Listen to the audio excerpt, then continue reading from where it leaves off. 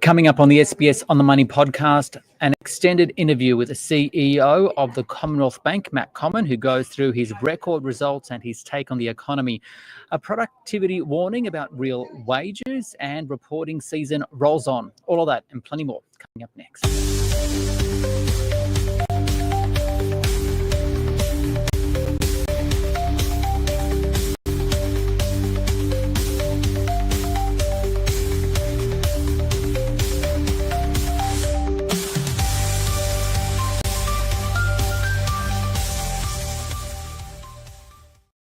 Hi everyone, welcome to the SBS On the Money podcast for this Wednesday, the 13th of August 2025. It's a day with the Australian share market tumbled from a record high, the ASX 200 off by 0.6%.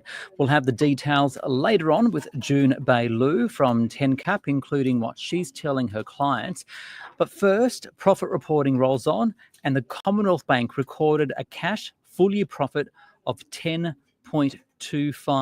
billion. That is a record, and it's up 4%. Its business banking division growing faster than its retail unit, and it declared a full year dividend of $4.85 per share.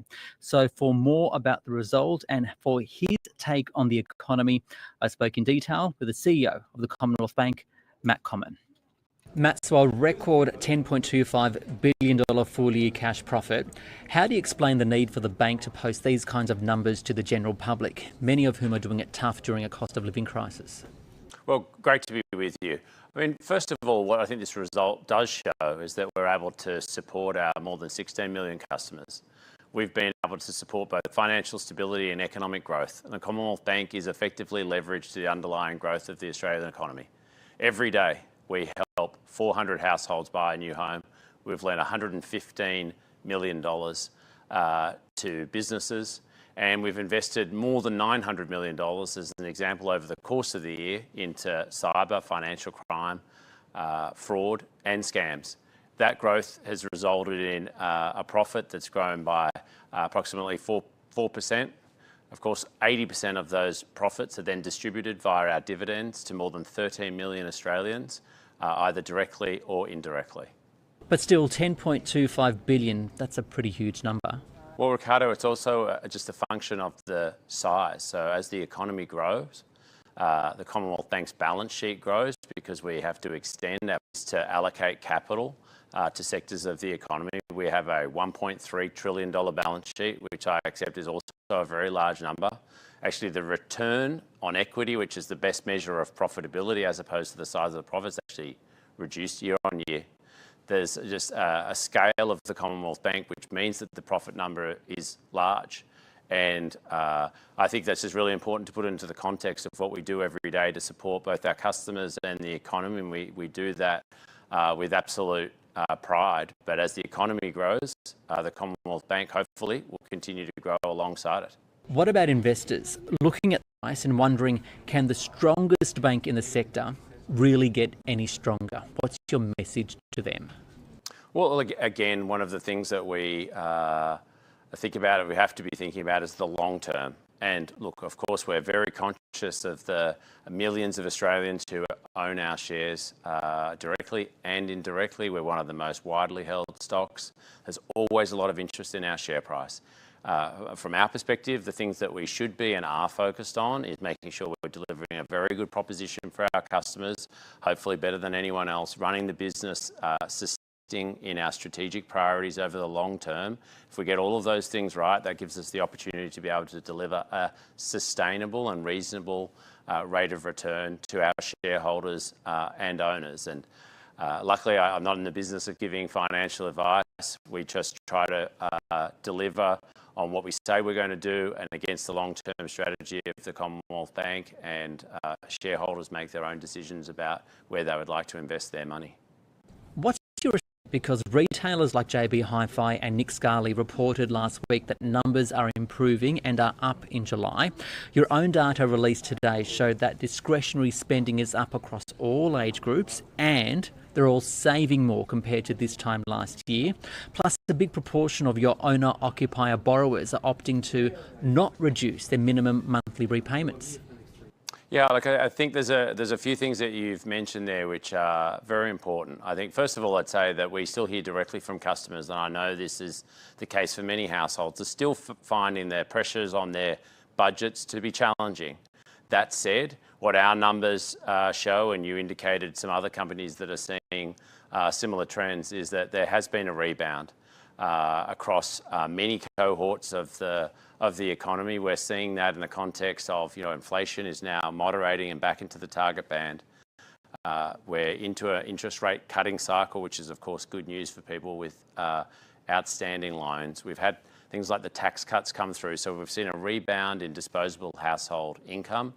That's been, I think, particularly challenging on some of our younger customers. So you're seeing a rebound in both discretionary spend as well as the ability to increase savings. So I think they're all healthy signs. There's still, obviously, I think we'd all like to see higher growth, but it's definitely a noticeable rebound and an important one. I think the momentum will continue and we'll see 2%. And you're quite right, as rates have reduced, we've seen only about 15% of our customers actually reduce their repayment amount.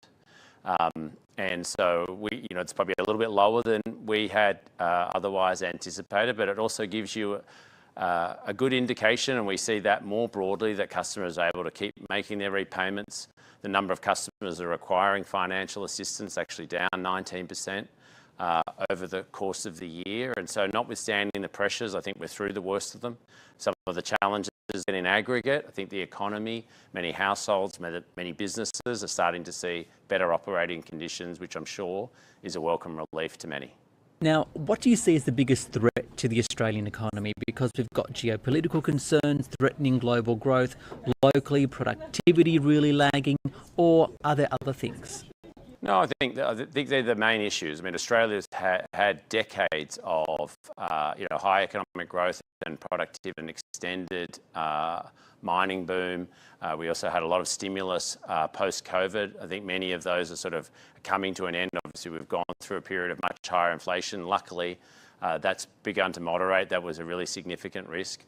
I mean, geopolitics, I think that weighs on many people's minds. It's clearly highly uncertain. It's also outside of anybody's control. So I think being prepared for a range of different scenarios, ultimately seeing a bit more of a pickup in sentiment, in confidence. And I do think and I welcome the government's focus on economic reform and productivity.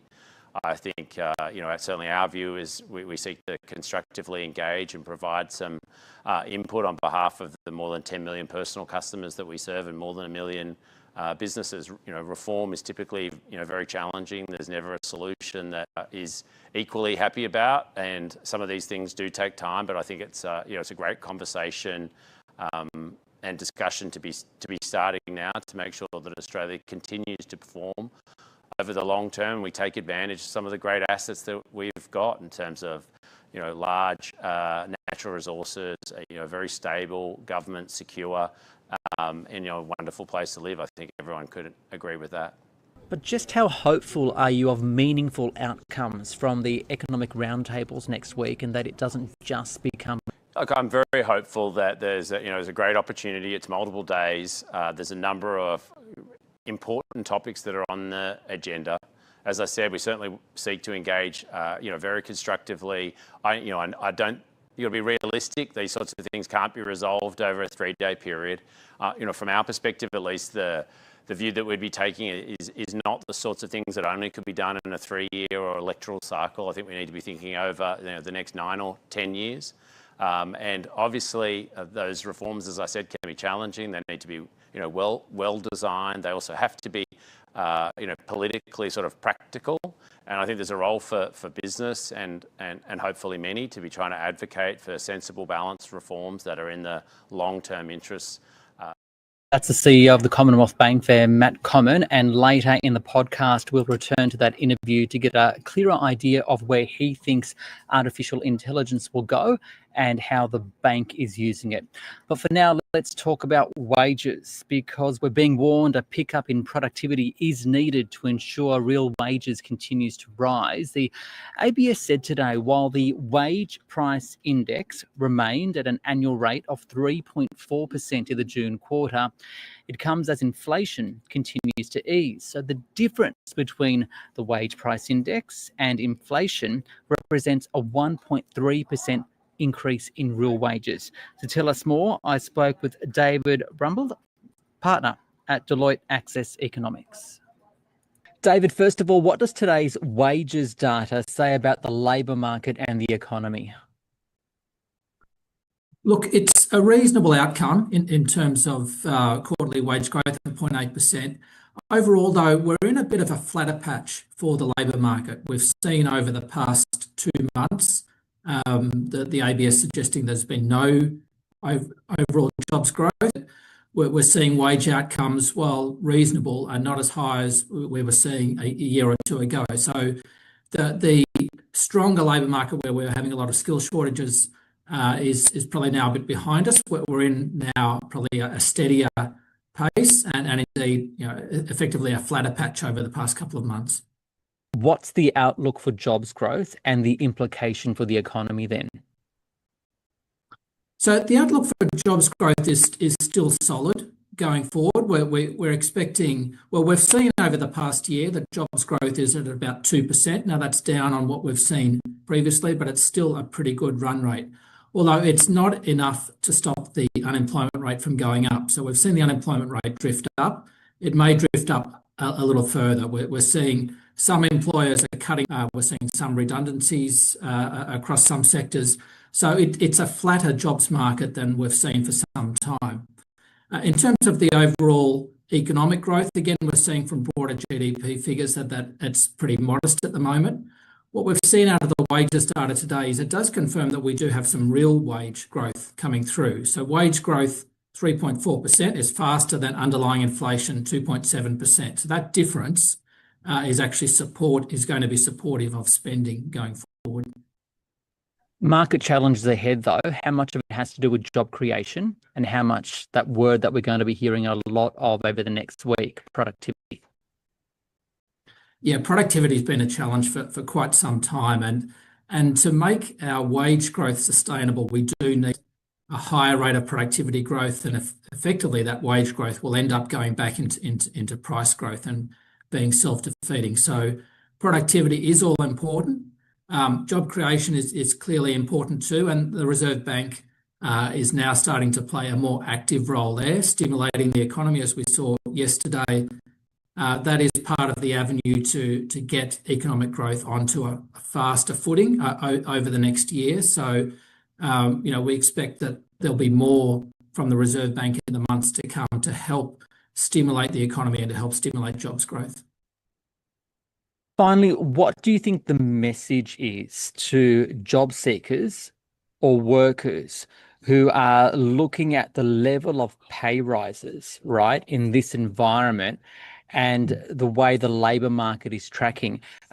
Given that we are starting to see real wages now rise, what should they be expecting?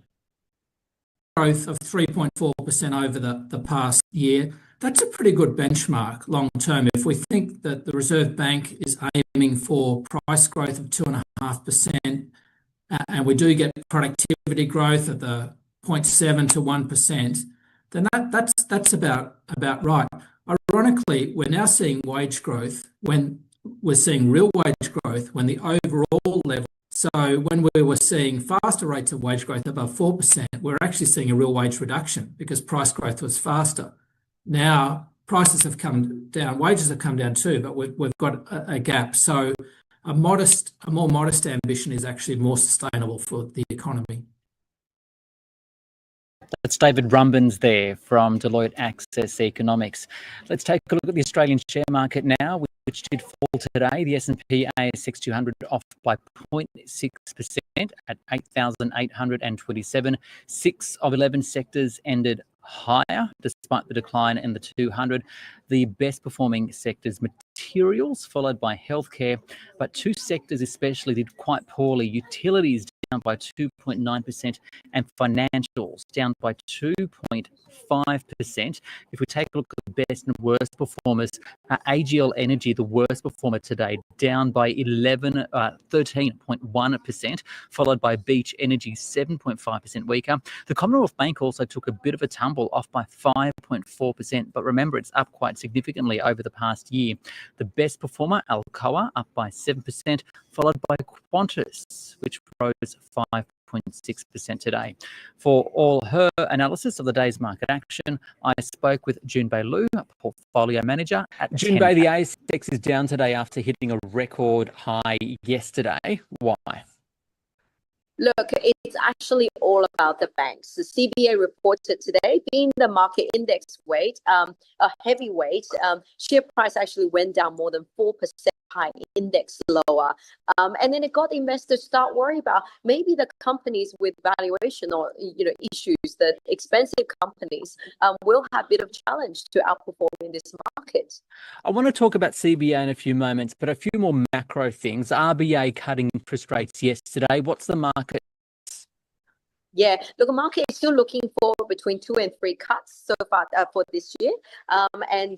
With 50-50 of the third cut. So we're still looking at many rate cuts to come through, and that is beneficial for our share market. What about US interest rates? We know inflation remained at an overnight. What's your take on the US economy right now? Yeah, US economy actually turned out to be a little bit more resilient than expected. So growth has turned out to be okay. This inflation number is that everyone was expecting the tariff surely will be translating through to high inflation, but it hasn't. So, you see that can sort of give the market a bit of boost, and that is quite promising for the US market over there. Okay, you mentioned the Commonwealth Bank. Let's take a look at it in more detail. A 10.3 record. Its shares, though, have taken a bit of a thumping comparatively today, extending recent losses, but it does follow a very solid year. There have been questions about its lofty valuations. So can you run through what are investors worried about today following seeing these results? Because I think a lot of me, if I'm wrong, that can Australia's biggest and strongest bank get even stronger? Absolutely. Yeah. Look, you're very right. And that's a right question to ask, because today's result was actually pretty good. The company didn't miss analyst expectations. It came out a little bit stronger than expected. Margin is okay in line, and no guidance, but normally CBA doesn't give guidance. And the capital, however, what's really changed in this result is that, there's no special capital return initiatives anymore. So which we saw sort of came to an end with other banks 6 months ago. We saw ANZ refuse to do the proper DIP. They have to underwrite DRP and the like, which is in the form of is now done. And in an environment where, you're seeing the margins under a bit of pressure, there's a bit of higher bad debt, and it's not as bad, but it just thinks that it's sort of turning from a tailwind, seeing that the market is finally realizing maybe valuation is a problem. CBA is trading at 60% premium to what it used to be over the last decade. And on this, earnings increase momentum, and now they're saying there's no more. So when investors like yourself, and I mean, given that it is the largest company on the market, right? When investors like yourself look at the CBA and ask whether or not we should be investing, what are the questions you're asking? Good place better for your money than investing in CBA. I think CBA is still a good investment if you take a really long-term view. But for the next 12 months, because how expensive it is, where particularly in the environment where our domestic economy is holding up okay, we've got all the interest rate cut coming through, we have a lot of companies' earnings will grow a whole lot faster than CBA and much cheaper. So that's where you'll be putting the money. Any other profit results you're keeping an eye on today? Yeah, so today we heard from AGL, the utility providers sort of came out with a disappointing outlook, even though our electricity prices is reasonably flat to well expected. It all comes down to the big investment they to make. Share price was down as much as almost 15%, which is highly unusual for a utility company. It just goes to show that, look, investors don't have much patience for disappointment. Perhaps a little bit too expensive for what they're delivering. And finally, what are you telling your clients right now, and where do you see the opportunities for investors? Look, I do think the clients, it's very important for the share markets to stay investors, because we are, and we've got many more to come. That will give our domestic economy a much needed boost, which means the share market will see another leg up. The sectors that's most beneficial to a falling interest rate are property, housing related sectors, and perhaps your technology company. It's Jun Bei Lui there from TenCap. Let's now return to my interview with Matt Comyn from the Commonwealth Bank. There was one area we haven't mentioned yet, and that is information technology and, more importantly, artificial intelligence. Of course, it comes as the bank posted a record cash profit of $10.25 billion. Now, we know you're using AI across the business in areas like scam prevention and customer service, and you've just signed a deal with OpenAI to further develop services.